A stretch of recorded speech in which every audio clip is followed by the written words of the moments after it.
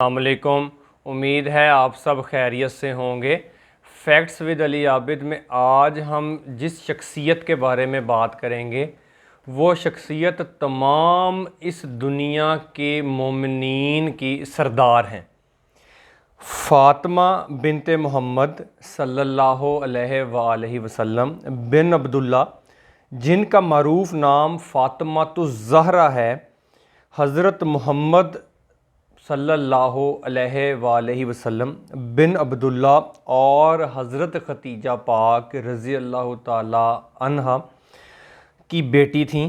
तमाम मुसलमानों के नज़दीक आप एक बरगज़ीदा हस्ती हैं। आपकी वलादत 20 जमादिस्सानी बरोज़ जुमातुल मुबारक हुई।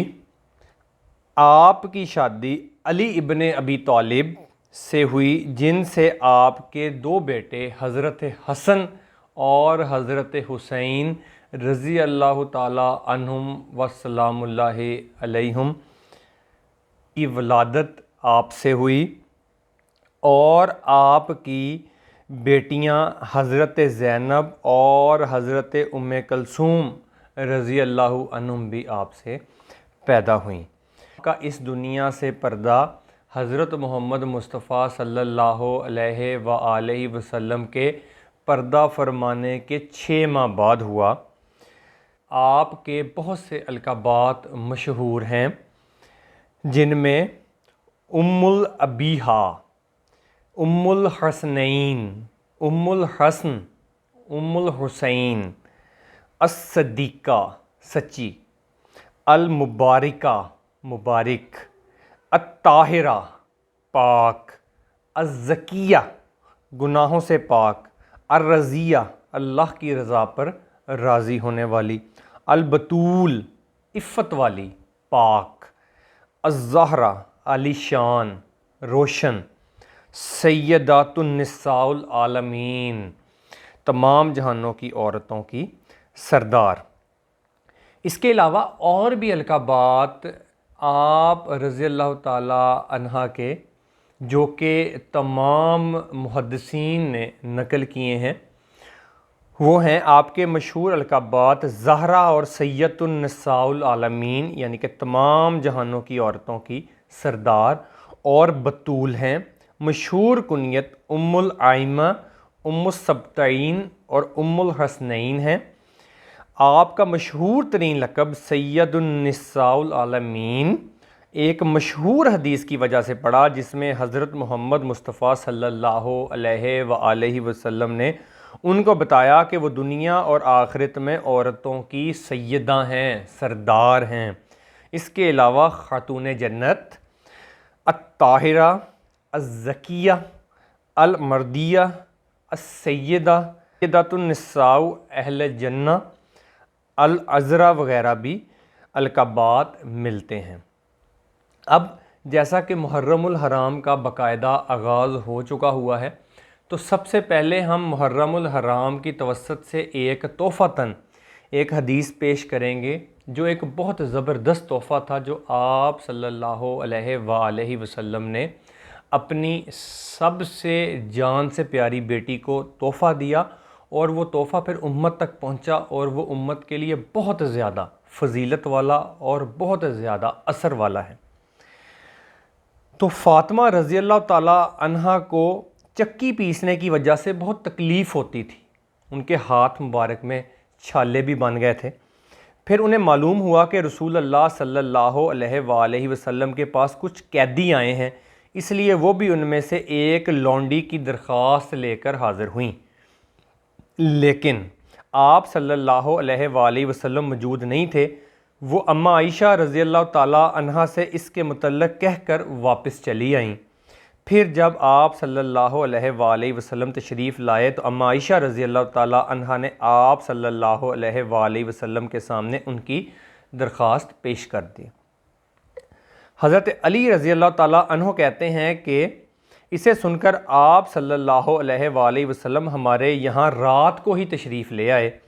जब हम अपने बिस्तरों में लेट चुके थे, जब हमने आप सल्लल्लाहु अलैहि वसल्लम को देखा, तो हम लोग खड़े होने लगे, तो आपने फरमाया कि जिस तरह हो वैसे ही लेटे रहो। फिर आप सल्लल्लाहु अलैहि वसल्लम मेरे और फ़ातिमा रज़ी अल्लाह ताला अन्हा के बीच में बैठ गए और इतने करीब हो गए कि मैंने आपके दोनों कदमों की ठंडक अपने सीने मुबारक पर पाई कि हज़रत अली रज़ी अल्लाह ताला अन्हों ने आप अलैहिस्सलाम के पाँव मुबारक अपने सीना मुबारक से महसूस किए और उनको साथ लगा लिया। इसके बाद आप सल्लल्लाहु अलैहि वसल्लम ने फरमाया, जो कुछ तुम लोगों ने लोंडी मांगने के लिए दरख्वास्त की है, मैं तुम्हें उससे बेहतर बात क्यों ना बताऊं। जब तुम दोनों अपने बिस्तर पर लेट जाओ तो सोने से पहले 33 मरतबा सुबहान अल्लाह कहो, 33 मरतबा अल्हम्दुलिल्लाह कहो और 34 मरतबा अल्लाह अकबर कहो। ये अमल बेहतर है उससे जो तुम दोनों ने मुझसे मांगा है। ये सही बुखारी 3113 नंबर हदीस है। यानी कि उस ग़ुलाम से बेहतर है कि मैं तुम्हें ये अमल बता दूं, जितनी आसानी वो ग़ुलाम पैदा करेगा तुम्हारे लिए, उससे ज़्यादा आसानी ये तोहफ़ा जो है ये पैदा करेगा तुम लोगों के लिए। और इसे बास मुहद्दिसीन जो हैं वो जहेज़ फ़ातिमा भी कहते हैं कि आप अलैहिस्सलाम ने हज़रत फ़ातिमा को ये जहेज़ के तौर पर दी हैं। और इसको तस्बीहात फ़ातिमा भी कहते हैं रज़ी अल्लाह ताला अन्हा। तस्बीहात फ़ातिमा रात को सोते वक्त पढ़ना सुन्नत है और नबी करीम सल्लल्लाहु अलैहि वसल्लम ने इसकी तालीम फरमाई है कि 33 मरतबा सुबहान अल्लाह, 33 मरतबा अल्हम्दुलिल्लाह और 34 मरतबा अल्लाह अकबर रात को सोते वक्त पढ़ना है। हर वो अमल सुन्नत होता है जो आप अलैहिस्सलाम ने या तो ख़ुद किया या करने का हुक्म दिया। इसी तरह सही बुखारी और मुस्लिम में ये फ़र्ज़ नमाज के बाद भी आती है कि अगर किसी इंसान के गुनाह समुंदर की झाग के बराबर हैं और उसने 33 मरतबा सुबहान अल्लाह, 33 मरतबा अल्हम्दुलिल्लाह और 34 मरतबा अल्लाह अकबर नमाज के बाद पढ़ लिया, तो वो तमाम गुनाह जो समुंदर की झाग के बराबर हैं वो भी उसके ख़त्म हो जाएंगे। तो 100 पूरा करने के लिए हम 33 मरतबा तीनों पढ़ेंगे, यानी सुबहान अल्लाह, अल्हम्दुलिल्लाह, अल्लाह अकबर, ये हो जाएगा 99 दफ़ा। और 100 पूरा करने के लिए हम 34वें दफ़ा पढ़ेंगे अल्लाह अकबर। या फिर हम 33 मरतबा इन तीनों को पढ़ेंगे, सुबहान अल्लाह, अल्हम्दुलिल्लाह, अल्लाह अकबर। और 100 की गिनती पूरा करने के लिए फिर हम लोग पढ़ेंगे ला इलाहा इल्लल्लाहु वहदाहु ला शरीका लहू लहुल मुल्कु व लहुल हम्द व हुवा अला कुल्ली शैइन कदीर। तो ये वो गिफ्ट है, ये वो तस्बीह है जो आप अलैहिस्सलाम ने बीबी फ़ातिमा पाक रज़ी अल्लाह ताला अन्हा को दी थी और उनके तवस्सुत से ये फिर हम तक पहुंच गई। इसके बाद अब और जो बहुत ज़बरदस्त चीज़ है कि जब हम बात करते हैं कि हज़रत फ़ातिमा जन्नती औरतों की सरदार हैं, तो उसके पीछे ज़रूर कोई ना कोई हज़रत फ़ातिमा की भी एफ़र्ट्स शामिल हैं। आपकी औलाद की कुर्बानियाँ हैं, शहादतें हैं मज़लूमाना, आपके शौहर की मज़लूमाना शहादतें, आपकी अपनी कुर्बानियाँ हैं और आपकी अपनी जद्दोजहद हैं, और वो जंग के मैदान में भी हैं और जंग के मैदान से हट के भी हैं। जब ओहद की लड़ाई में नबी करीम सल्लल्लाहु अलैहि वसल्लम के सर मुबारक पर चोट पहुँचाई गई और चेहरा मुबारक खून आलूद हो गया और आप सल्लल्लाहु अलैहि वसल्लम के आगे के दांत मुबारक शहीद हो गए, तो हज़रत अली रज़ी अल्लाह ताला अन्हो ढाल में पानी भर भर कर बार बार ला रहे थे, यानी कि डोल में पानी भर कर ला रहे थे। और हज़रत फ़ातिमा रज़ी अल्लाह ताला अन्हा ज़ख़म को धो रही थी। दमादे रसूल, बच्चा रसूल पानी ला रहे हैं और बच्ची रसूल उसको धो रही हैं। जब उन्होंने देखा कि खून पानी से और ज़्यादा निकल रहा है, तो उन्होंने एक चटाई जलाई और उसकी राख को आप सल्लल्लाहु अलैहि वसल्लम के ज़ख्मों पर लगा दिया, जिससे खून आना बंद हो गया। ये सही बुखारी की 2903 नंबर हदीस है। इसी तरह लोगों ने दरियाफ़्त किया कि जब रसूल अल्लाह सल्लल्लाहु अलैहि वसल्लम को ज़ख़म लगा था तो उसका इलाज किस दवा से किया गया था, तो फरमाया जाता है, तो उन्होंने कहा, इस बात का जानने वाला मुझसे बेहतर कोई नहीं है कि हज़रत अली रज़ी अल्लाह ताला अन्हो अपने डोल में पानी भर कर लाते रहे और हज़रत फ़ातिमा रज़ी अल्लाह ताला अन्हा आप सल्लल्लाहु अलैहि वसल्लम के मुंह से खून धोती थी। फिर एक बोरिए का टुकड़ा जलाया गया और आप सल्लल्लाहु अलैहि वसल्लम के ज़ख़म में भर दिया गया, क्योंकि वो खून नहीं रुक रहा था। ये सही बुखारी 243 नंबर हदीस है। इसी तरह जो सबसे क्रिटिकल मामला है, जो कि बहुत ज़्यादा सेंसिटिव इशू है और जिसमें वो एक तरह का सैयदों का जहाद था कि जब नबी करीम सल्लल्लाहु अलैहि वसल्लम के लिए वो आगे बढ़कर आईं, एक दफ़ा रसूलुल्लाह सल्लल्लाहु अलैहि वसल्लम काबा शरीफ में सजदा की हालत में थे। एक दूसरी सनद में है कि नबी करीम सल्लल्लाहु अलैहि वसल्लम काबा के नज़दीक नमाज पढ़ रहे थे और अबू जहल और उसके साथी भी वहीं बैठे हुए थे। उनमें से एक ने दूसरे से कहा, तुम में से कोई शख्स है जो कबीले की ऊँटनी ज़िबा हुई है उसकी ओजड़ी उठा लाए और लाकर जनाब मोहम्मद मुस्तफ़ा सल्लल्लाहु अलैहि वसल्लम सजदा में जाएं तो उनकी पीठ मुबारक पर रख दे। ये सुनकर उनमें से एक सबसे बदबख्त आदमी उठा और ओजड़ी ले आया और देखता रहा, और जब आप सल्लल्लाहु अलैहि वसल्लम ने सजदे की हालत में गए तो उसने उस ओजड़ी को आपके दोनों कंधों के दरमियान रख दिया। अब्दुल्ला इब्न मसूद कहते हैं, मैं ये सब कुछ देख रहा था मगर कुछ कर नहीं सकता था। अब्दुल्ला इब्न मसूद बहुत बड़े ज़ुहद के इमाम हैं, सहाबी हैं, बहुत जलीलुल कदर सहाबी। क्यों कुछ नहीं कर सके? अब कबायली सिस्टम था अरब में, और कबायली सिस्टम बहुत स्ट्रॉन्ग होता था, और उस वक़्त जो मुशरिकीन थे वो तादाद में भी ज़्यादा थे। अगर मोमिनीन आगे बढ़ते तो हो सकता था कि वो उनको मारते मुशरिकीन। और अब्दुल्ला इब्न मसूद तो वैसे भी एक छोटे कबीले से थे अरब के, तो उनको तो वैसे भी वो ज़ात पात के हिसाब से वो नीचे दर्जे का समझते थे। तो अब्दुल्ला इब्न मसूद कहते हैं, मैं देख रहा था, मैं कुछ कर नहीं पा रहा था। तो अब्दुल्ला इब्न मसूद ने फिर दौड़ लगा दी सैयदा फ़ातिमा के घर की तरफ और उनको जाके शिकायत लगाई कि इस तरह से अबू जहल और उसके साथियों ने किया है। और सैयदा फ़ातिमा को कुछ नहीं कह सकते थे मुशरिकीन। एक तो वो औरत थी, औरत की इज़्ज़त थी, और दूसरा कुरैश कबीले की थी और कबायली सिस्टम बहुत स्ट्रॉन्ग था।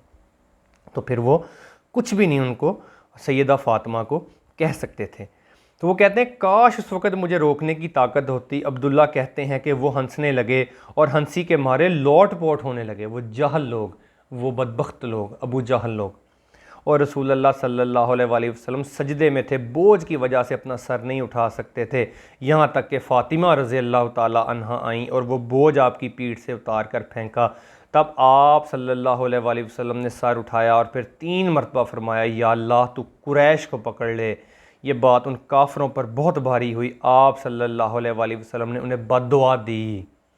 अब्दुल्ला कहते हैं कि वो समझते थे कि इस शहर मक्का में जो दुआ की जाए वो ज़रूर कबूल होती है, और फिर आपने इनमें से हर एक का जुदा जुदा नाम लेकर बद्दुआ की, ए अल्लाह इन ज़ालिमों को ज़रूर हलाक कर दे, अबू जहल को हलाक कर दे, उतबा बिन रबिया को हलाक कर दे, शैबा बिन रबिया को हलाक कर दे, वलीद बिन उतबा को हलाक कर दे, उम्मिया बिन खलफ को हलाक कर दे, और उकबा बिन अबी मुईत को हलाक कर दे। और ये उकबा बिन अबी मुईत वही बदबख्त इंसान है जिसने नबी करीम सल्लल्लाहु अलैहि वसल्लम की पीठ पर ओजड़ी रखी थी, नाउज़ुबिल्लाह मिन ज़ालिक।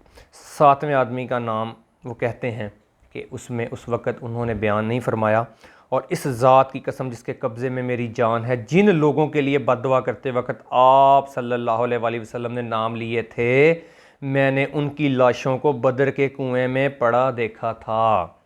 ये वो रावी बयान करते हैं कि आप अलैहिस्सलाम की बद्दुआ कबूल हुई और वो ऊंधे मुँह एक कुएं के अंदर बदबख्त पड़े हुए थे। ये सही बुखारी की 240 नंबर हदीस है। ये था पार्ट 1 सैयदा फ़ातिमा पाक रज़ी अल्लाह ताला अन्हा बिनते मोहम्मद मुस्तफ़ा सल्लल्लाहु अलैहि वसल्लम की शान, कि वो क्यों जन्नती औरतों की सरदार हैं। वो मुशरिकीन मक्का से उस वक़्त भी लड़ती थी नबी पाक सल्लल्लाहु अलैहि वसल्लम के लिए, औरत होकर, जिस वक़्त आप सल्लल्लाहु अलैहि वसल्लम उस एक मुश्किल में थे।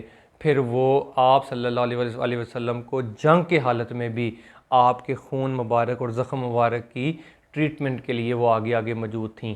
तो बिल्कुल उसी तरह से वो आप अलैहिस्सलाम के साथ थीं जिस तरह के आपके बाकी असहाब साथ थे। तो फिर वो जन्नती औरतों की सरदार क्यों ना होती। पार्ट 2 में हम मज़ीद फ़ज़ाइल सैयदा फ़ातिमा के इंशाअल्लाह बयान करेंगे। उम्मीद है आज का लेक्चर बरकत वाला हमें समझ आया होगा, और इंशाअल्लाह हमने बहुत सी इन्फॉर्मेशन भी इकट्ठी की होगी। नेक्स्ट वीडियो में हम इंशाअल्लाह मज़ीद इन्फॉर्मेशन के साथ हाज़िर होंगे। अस्सलाम वालेकुम।